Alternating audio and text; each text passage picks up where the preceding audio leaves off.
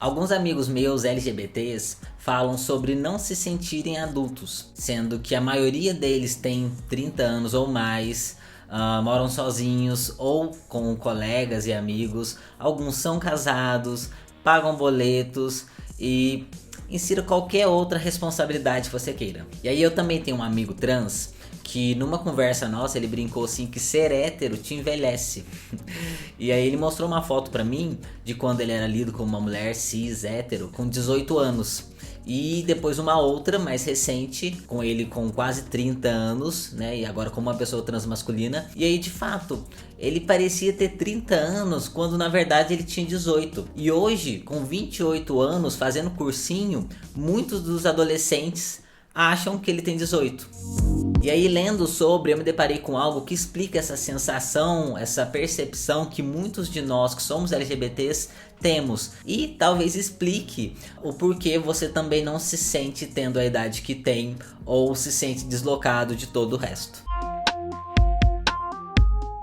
Tem um livro do Jack Halberstam, que é um teórico trans, chamado In a Queer Time and Place. Nesse livro ele está estudando as representações trans nas artes, só que com um recorte, um enfoque no fator tempo e espaço. Como que o corpo trans se relaciona com o tempo e espaço. E aí ele vai estabelecer a noção de queer time. A gente já vai chegar nele. Para o Halberstam, esse tempo queer se estabelece em especial com a crise da AIDS nos Estados Unidos na década de 80, que é um marco histórico muito importante para as pessoas LGBTs norte-americanas. Afinal, com tudo o que ocorreu, a perspectiva de vida das pessoas da época mudou drasticamente. E o que é esse queer time? Ele diz respeito à vida fora dos marcos heteronormativos, tais como o casamento e a reprodução, por exemplo. Existe uma estrutura temporal que a maioria das pessoas heterossexuais vivem, né? Que é você nasce, você cresce, você inicia sua vida adulta indo para a faculdade, você consegue um emprego, se torna financeiramente independente, você casa, você tem filhos e começa tudo de novo, né? Existe um ciclo de vida. E aí o Halberstam vai chamar isso de family time, em oposição ao queer time.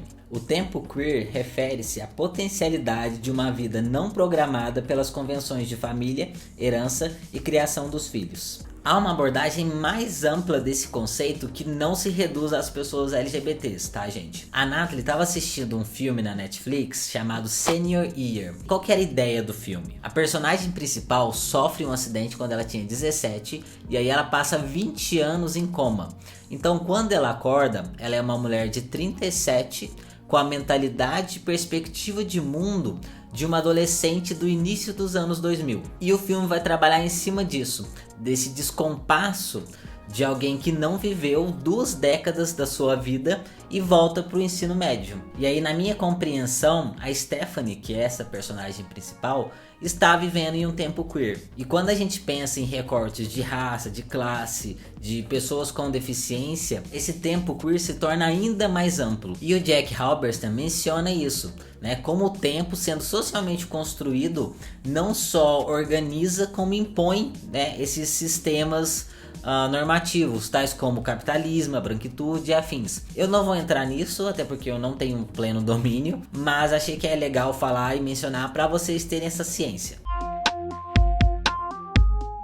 Tem um texto muito bom que eu li quando eu estava pesquisando, vou deixar aqui na tela para vocês conferirem, que a autora fala como que a divisão do tempo e da vida adulta não é neutra, né? Afinal, para quem que é esse modelo ideal de vida? E aí ela cita uma outra pessoa que fala assim: as crianças proto-gays muitas vezes não entendem seus desejos, prazeres ou experiências como gays até que sejam mais velhas. Stockton escreve: como eles são crianças gays somente após a infância, eles nunca são o que latentemente eram. A sociedade não permite que crianças LGBTs sejam crianças LGBTs. Então, desde a infância, a nossa vida já começa num descompasso entre o que a gente é e o que a gente é permitido ser. A adolescência é a mesma coisa. Como é nesse período que a gente adentra a puberdade e as questões de gênero e sexualidade ficam mais latentes, muitos de nós começam a ficar ainda mais para trás, porque muitos são expulsos de casa e não conseguem terminar os estudos. A gente pode citar pessoas trans aqui, né, em especial travestis, cuja evasão escolar é altíssima. E mesmo quando a gente consegue, né, passar essa fase, a vida profissional não é tão diferente, né? É só a gente pensar em mulheres sapatonas masculinizadas, caminhoneiras. Quantas a gente conhece que estão numa posição de poder, de chefia, de destaque? E quantas são permitidas expressarem a sua masculinidade? A vida adulta hegemônica está atrelada a uma vida cis heteronormativa, o que a torna inacessível para muitos de nós. É como se ser adulto é ser cis e heterossexual. E adulto aqui não só entendido como alguém com responsabilidades e conta para pagar, mas também como alguém admirado, respeitado e com direitos garantidos. Abrindo um parênteses aqui, esse vídeo vai ser dividido em duas partes. Então a segunda parte a gente vai falar sobre essa mesma temática, só que com foco em pessoas trans. Então, só para vocês saberem, sai na semana que vem. Quem é LGBT possui outros rituais de pertencimento social, de entrada na vida adulta e até de luto. E nem sempre os ritos de passagens estão bem definidos pra gente. Eu sou um cara trans e eu passei por duas puberdades na minha vida. Sendo que alguns médicos dizem que quando você começa a testosterona, na verdade é como se você estivesse entrando na menopausa. Então, eu entrei na menopausa com 25 anos. O que eu faço com todo esse anacronismo na minha vida?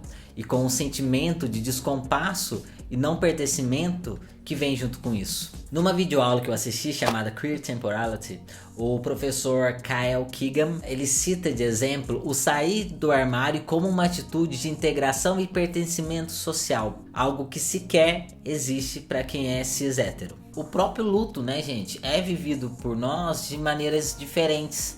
Segundo alguns levantamentos, a cada 19 horas no Brasil, uma pessoa LGBT é morta.